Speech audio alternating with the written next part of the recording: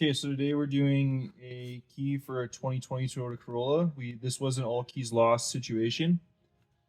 So I've already actually done the all keys lost reset, so now we're just on add a key, but I just want to show you guys how to do this. So for this, you will need a third party to do the pin code calculation because the devices will not do it. And it's important to use an Autel device. I'm using a KM100, but other Autel programmers will work. So there is a third-party service that you have to use to do the pin calculation. If you would like to know the one I'm using, reach out to me and ask me, and I will give it to you. But I'm not going to post it anywhere. So the first thing you're going to want to do is you're going to want to scan your DTCs first. Make sure you have none. If you do, you're going to want to clear those because if you don't clear them, it's not going to work, and you're going to need to get that third-party pin calculation again. Every time you do it, it's 30 USD every single time, and it's a rolling code, so it's always different.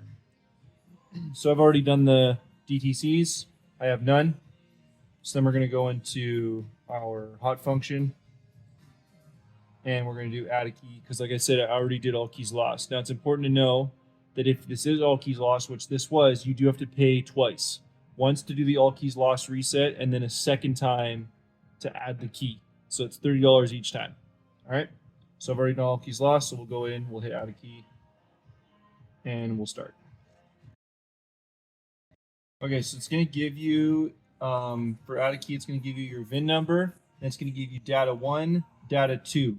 You have to take a picture of this, and you have to take this data, and you have to put it into the third-party software, and then send that off, and then they'll send you back your data 3 to get your code, all right? So we'll come back once I've done that. Okay, we're back. I got my password. I've put it into my Autel device. Now, it's super important to remember that once you put the code in, you have to follow the instructions. So you have to hit lock once and unlock twice on the driver door lock to keep ECU active, and then you hit OK. So we're going to hit lock once, unlock twice. Then once you do that, you hit OK. There we go. And it says succeeded up top there, so that means we're good to go on adding this key.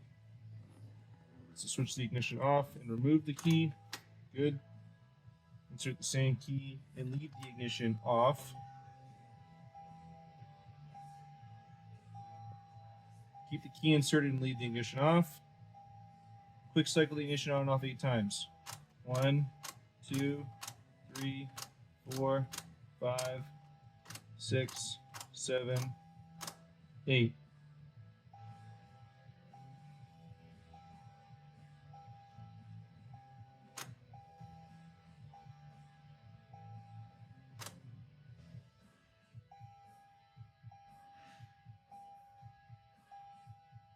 Complete.